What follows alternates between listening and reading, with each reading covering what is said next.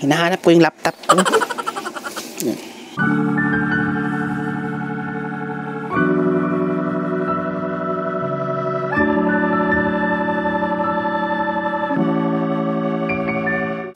Hi guys, welcome back to my vlog.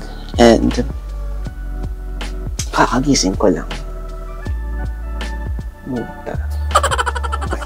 Supposedly 2 PM pa ako magigising, pero yung body clock ko nagising na ng 9. Hindi na ako makatulog, so napipikit ko yung mata ko, niyan ako inaantok. So I'll fix my bed. Almusal tayo kasi ang ulam natin ngayon is adobong baboy. And for today's video, tutor ko lang kayo yung bahay na tinitirhan ko today. A day in a life, holiday today. Until tomorrow, it's National Day. Then, so anong gagawin?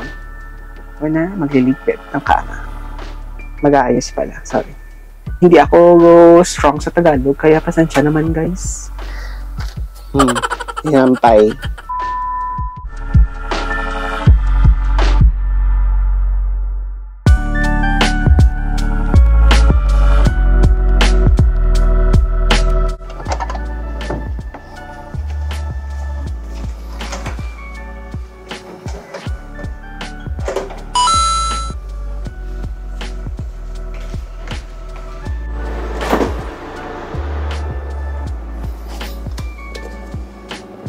Ito yung baonan na nilagyan ko ng adobo at ito ang mga pagkain ng mga ibang kasama ko sa bahay. Partition is real.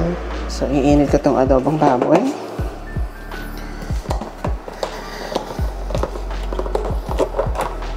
Tada!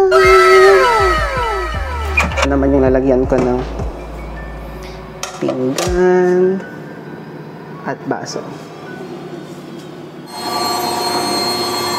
Ito yung gas range, ito yung kusina, tapos yung nilalagyan ng mga plato at anything ng mga tumitira dito. Ito yung sa akin. So, may microwave dito. Ito naman yung mga condiments ko. Dito ko nilalagay yan. Yan. May mga sari-sarili yung mga lalagyanan. Tapos yung exhaust. At saka yung washing kasi medyo mainay nga. Kasi may nagamit. Tapos yung ref. At another storage. Tapos yung sink. At ito yung mga rice cooker. Lalagyanan ng rice cooker. So ito yung sa akin sa ilalim. Ngayon, may kanin ako. So init ko na lang. So ito yung adobo na ulam. Ulam ko ngayon. Kinain ko to kahapon din. Niluto ko din to. Kanin. At nag-order din ako ng watermelon as fruit and kape. Pero yung order ko darating pa siguro in a bit. So ngayon, ito na lang muna kakainin natin. Dasal muna tayo guys.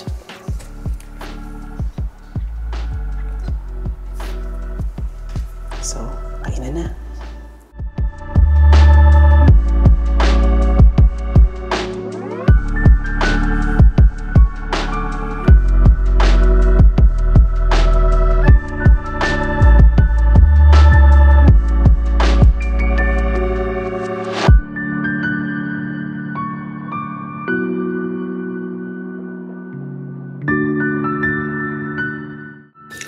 Hindi talaga ako nagluluto guys. Pero nung nandito na ako sa UAE, natuto na ako magluto. YouTube lang.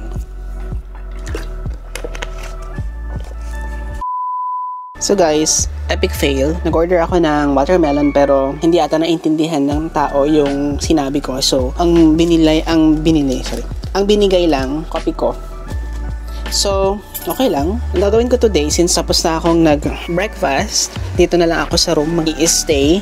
At mamaya lalabas din ako. For now, hinahanap ko yung laptop ko. Dito lang ako sa bahay. And, open ang laptop, coffee. Yun lang. Lumipat na ako dito sa new company. So, sa previous ko na company, 2 taon lang ko and 1 month. Then, nag-transfer ako dito. Actually, okay yung previous company ko. Maganda yung benefit. Kaso nga lang, sabi nga ni Papa at sabi ng mga nakakarami, kung may opportunity at career upgrade, why not? Go for it, di ba? So, nag-take ko tong opportunity na to to move here in Dubai para kunin yung position na to. And hindi rin ako nagdalawang isip na lumipat kasi nga, dito na rin ako sa Dubai before. Hindi na matagal, na sobrang tagal, pero I know the ways. And oo, sabihin natin na yung cost of expenses sa bahay, cost of living, hindi, sa bahay lang. At saka sa transportation. Dito kasi parang storage room lang talaga yung tinitirahan ko dito. Tapos yung price is equivalent of one loft sa Abu Dhabi. Ganyan yung difference.